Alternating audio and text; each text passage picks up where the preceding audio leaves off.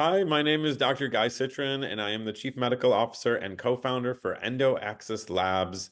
Today, we have a very interesting case that really highlights how important Dutch is and how useful potentially EndoAxis can be to your practice. I'm very excited about this one. Let me demonstrate. This is a patient of mine who came in 47 years old. Initial visit was February 1st. She had possible long haul, chronic fatigue, anxiety, depression. She said she's not been feeling well for 6 to 7 months since getting COVID and pneumonia at the same time. She's also been under a lot of stress for the last 5 years. That's also the amount of time that she's not had her period. She's been trying to take care of herself, but she's having a very difficult time. She said she's been having really significant exhaustion, very much presented like long haul type of exhaustion. She's tired all day, almost extremely. Her hoarse voice is consistent, and she kind of has this upper respiratory issue consistently. So definitely assumed long haul with this case. Was really anxious and depressed, didn't know what to do, was wondering if it's hormonal, wasn't sure. Started on Mounjaro because she started to put on weight. Started 2 months prior to seeing me, and menopause started around, again, 5 years ago or so. So I decided to do a full workup. There was a lot with this case that I wanted to fully work up. So I did a complete set of labs. I did the Dutch test complete. I ordered a colonoscopy and an endoscopy on her, and I wanted to run autoimmune and connective tissue panel through Vibrant just to 100% confirm that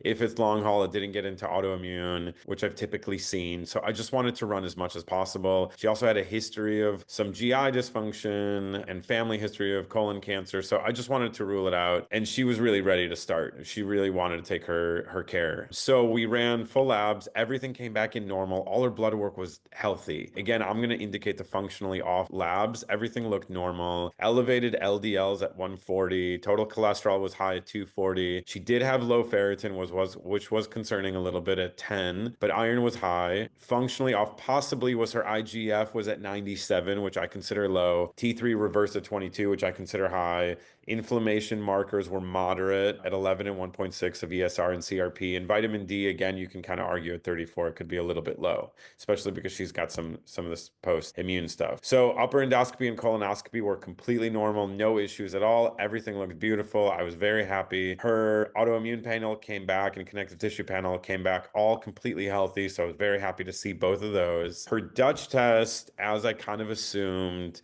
although her 24-hour free cortisol was producing almost every single other marker in her entire Dutch test was low. On the lower end of normal or actually flag low, you can take a look at all the markers, but pretty much across the board hormonally, right? She's very low. Obviously, she's not on hormones. She hasn't had a period in 5 years, so we would expect this. So everything looked very low. But I wanted to see, if there was something I was missing. I said possibly long haul, although all hormones show low status. Put her on testosterone, I put her on estradiol, I put her on progesterone, and then I told her to continue on the Mounjaro because she was starting to lose weight. But I said based on the fatigue, if she could lower her dose at least, so at least we could stabilize. She didn't have A1C issues. I was just kind of like, okay, I'm not going to take you off this. You think you need it, but let's try to go lower dose if we can, which she did agree to. I did prescribe ketamine therapy. Unfortunately, she never went through it because I really wanted to help her nervous system kind of help it re-regulate. And I've seen ketamine therapy do wonders for that. I put her on supplements of DHEA and licorice just to get her started a little bit. I saw her about 6 weeks later. Her energy levels were better across the board. She was about 50% better. Brain was not as spacey. Depression and anxiety have improved, but nothing was significant. Nothing was like close to the 100% mark. She was 50% better. She was very happy. She seemed like she was more functional, but she was obviously still feeling very tired, still having hot flashes, some issues across the board, low libido, headache, fatigue, all of that. Again, I advised for ketamine therapy. I told her it's a little too soon. I wanted to just give it a little bit more time. I said, let's meet in a month and just check in with you. Checked in a month. Really, exhaustion was still present. She started to walk around mainly, but nothing else. Really, she was still kind of flatlined at that 50% improvement mark, which was really beneficial for her, but obviously that's not, where I want to end with her because I want her to be 100%. So I reran her blood work and her Dutch, and we noticed that progesterone came back to normal, healthy ranges. It's a little bit hard to read, so on the bottom right, I wrote it down. Progesterone was 14.78, estradiol was healthy for bone protective ranges at the 60 mark, testosterone was 29. If we are considering her postmenopausal, she's healthy. All the ranges look normal. So I ran her endo report on her new Dutch test. This is how long the report is. And I really just want to highlight the beauty of the EndoAxis report and how nuanced it is per patient. And it's such a beautiful way to kind of give them the information that they need because it's not just based on blood work. So if I was just going based on lab, she would be fine. But because we ran her Dutch report and I was able to run the EndoAxis report, I was able to really illustrate a lot of things for her.